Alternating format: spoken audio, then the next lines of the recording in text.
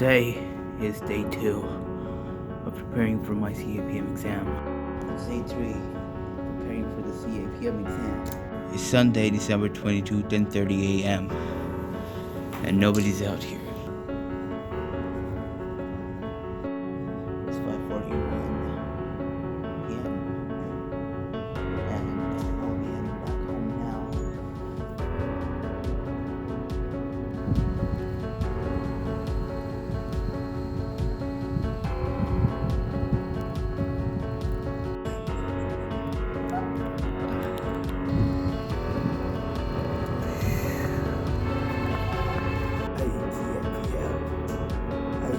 So fucking cold outside. Damn. What day is it anyways? Let me count. It's day 11. Day 11. I'm counting the days, I'm counting the days. As y'all can see around me, there's nobody in here. Today is the 2nd of January and I'm here upstairs. Well, I hope that I crack the CAPM exam. At the end of the day, that's what I want. I didn't even do my hair today. See? That's how confused I am. This is day. I started on 19th, 19, 20, 21, 19 to 29, 10 days. 30, 30, what?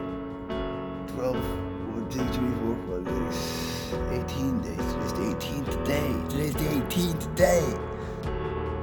So I finally completed the course on Udemy. So now, my main goal is to give the exam as soon as possible after practicing and getting done with my marks. Today is January 7th. It's around 4:30 p.m. I just finished the exam and I passed. Whoa.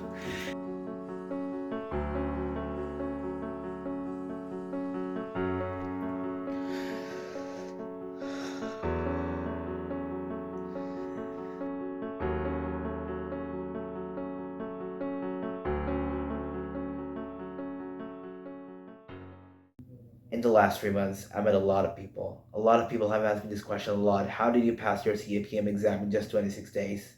What was your study strategy? What were the resources you referred to? What was your mindset? Why did you do it? Everything. You have to understand that project management is a big commitment, especially the CAPM certification, when there's a lot more to study, a lot more to cover, and if you don't have time and you want to cover it in a short amount of time, it requires you a very strong strategy that you will have to follow, a strategic plan that you will have to make, that you will have to adhere to in order to pass your exam successfully. Because the exam is unpredictable, the exam is tough, and you never know what you're going to be asked and how you're going to be asked, but you know the pattern of the exam and the type of questions that you can expect that can be there in that exam. So without further ado, let's dive right into this video. If you have not subscribed already, please go ahead and subscribe. Please save this video to your playlist so that you can come back to this video anytime you'll want to. If you have forgotten a point or if you want any resources that you want to refer to, etc. Also like this video and share this video with your friends as well so that it can help them a lot if they want to pursue project management in the future. So now you have decided that you want to give your CAPM exam, but you're not sure yet. You are still deciding whether or not you should go ahead with it. Now there are 3 questions that you will have to answer in order to decide for yourself whether or not you want to pursue this certification or not.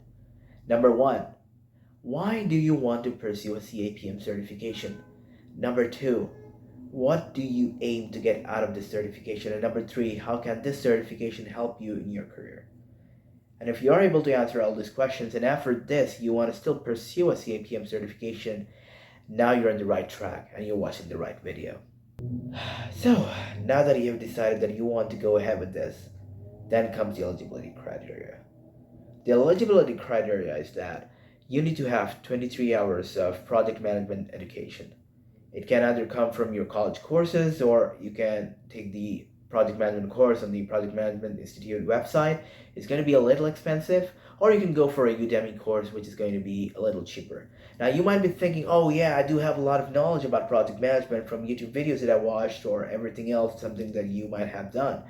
But the thing is that you will have to understand is that project management wants to audit your knowledge. It wants to see if you have knowledge from a recognized body or an institution that you're getting it from, be it any education provider, or be it college, or anywhere you're consuming that knowledge from.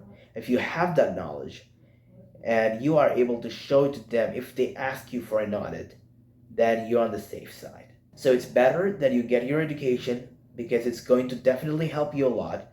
23 hours of project management education. And for me, what I did was like, I wanted to dive deeper into the subject. So I didn't go for a 20-hour course. I went for a 38.5-hour course on Udemy provided by Sabri CPMP. Now, the thing is that you can go for any provider. You can go for Andrew Ramdayal, you can go for Sabri CPMP, or you can go for, a provider that provides you a lot of mocks, or you can even go for the official Project Management Institute CAPM course if you have a lot of money. For me, I didn't have a lot of money. I'm broke, so I went for Sabri CPMP's course. Now, do remember this one thing. Anybody can watch videos from a 23-hour course or a 38.5-hour course and just go on and pass the exam.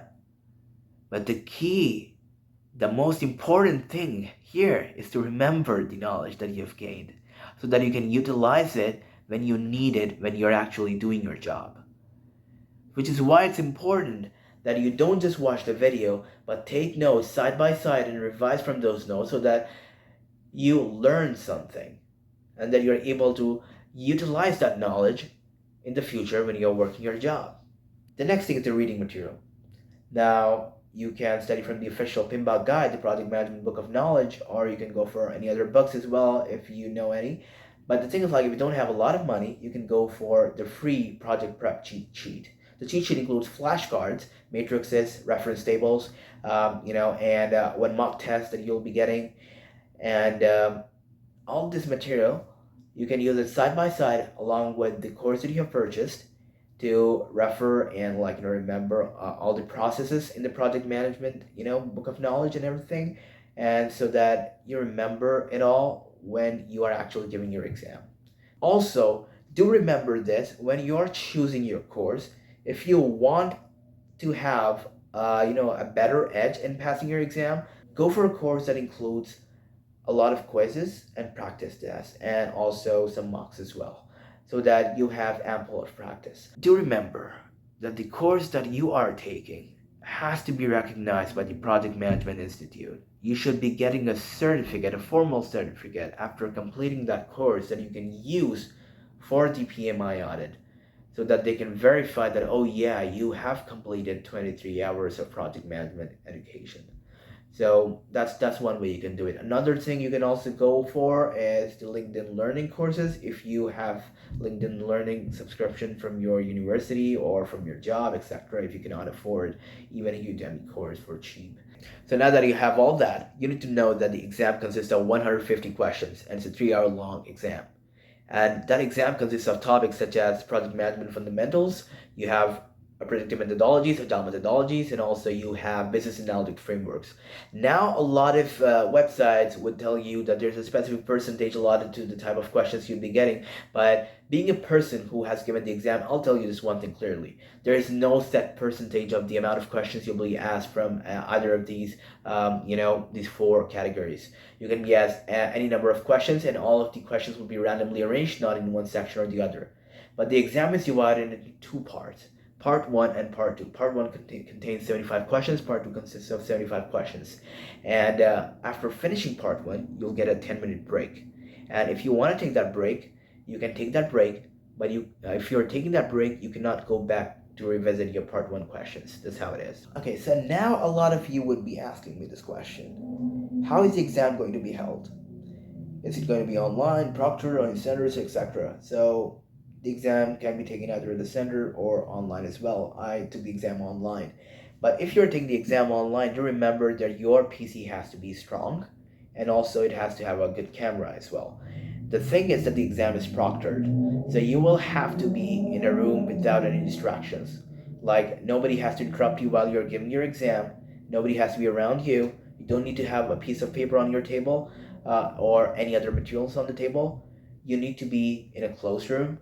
Also, you need to click pictures of your room by installing an app on your phone that PMI would ask you to download, and also another app on your laptop that will proctor the whole laptop and shut every application down on your laptop so that you are only giving your exam and so that you cannot open anything else to cheat from.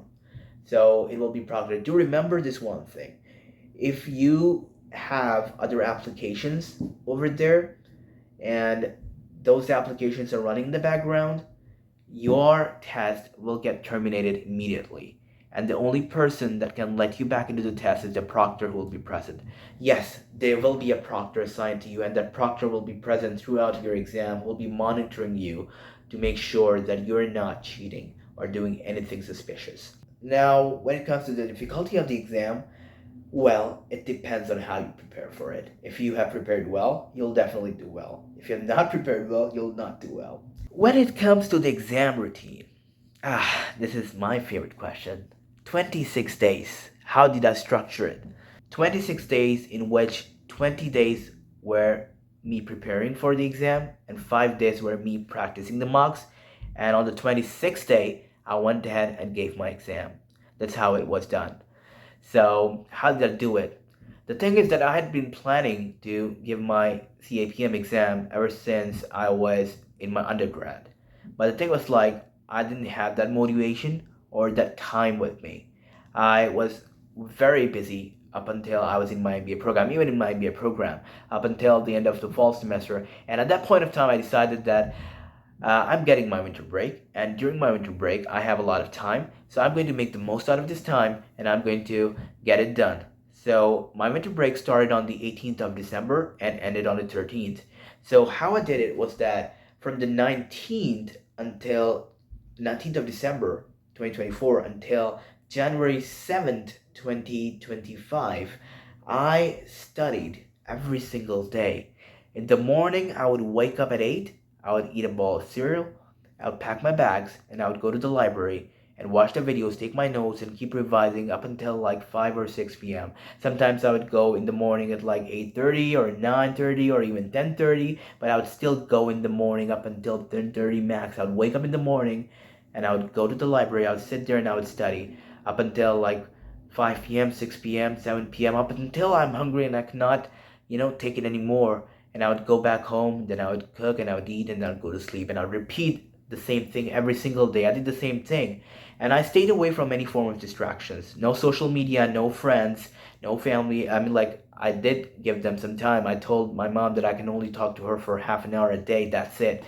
Sometimes I wouldn't even talk to her. I didn't have a lot of time for that as well. So I just put myself, I focused my whole time and dedicated myself to achieving the certification. On 7th of January, I finished the whole course and then I started practicing the mocks from the 8th. And from the 8th, 9th, 10th, 11th, 12th, 5 days non-stop, I would just practice the mocks and also looking at the areas where I'm weak, and then I was going back and forth and revising the material. This is very important.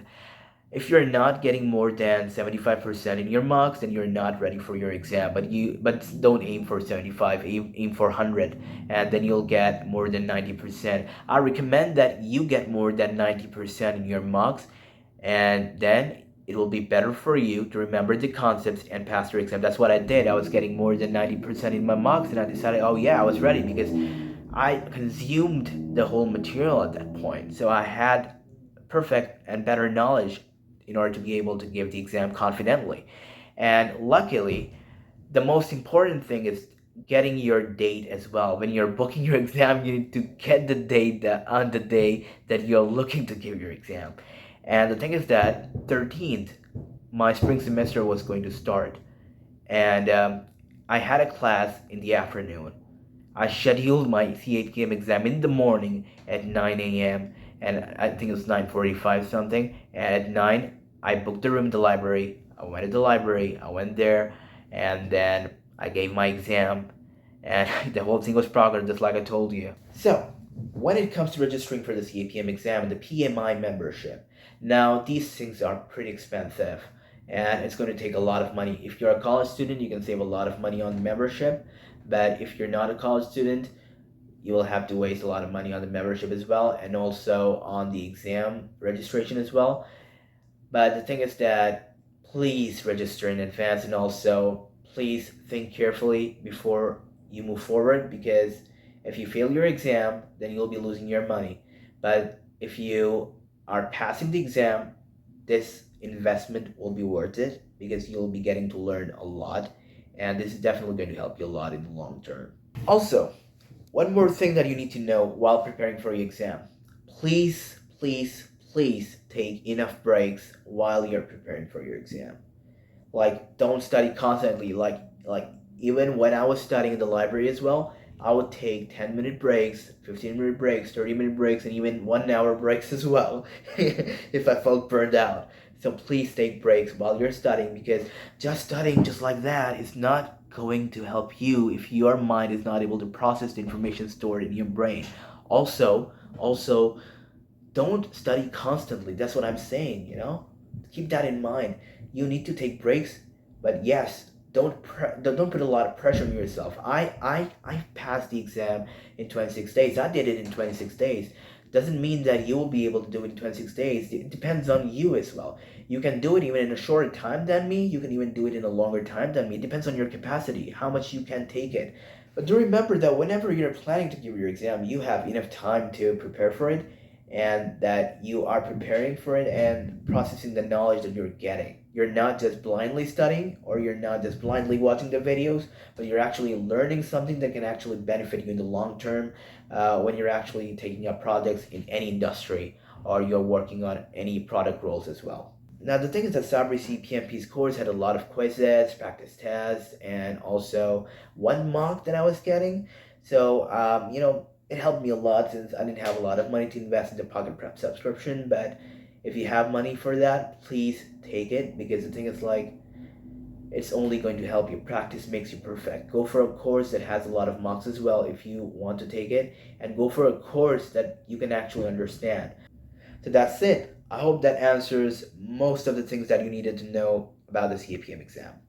If you have not subscribed already, please go ahead and subscribe, like this video, and share this video with as many people as possible who are planning to give their project management certification, or if it can help them in their career, please share this video with them. And also save this video in your playlist as well if you want to come back to this video and refer to any resources that I might have shared in this video as well. Also, I'll be leaving all the resources in the description as well, so feel free to read the description and refer to any resources that can actually help you. So thank you so much for watching this video, and I really hope that you liked it. My name is Faraz Syed, and remember my name.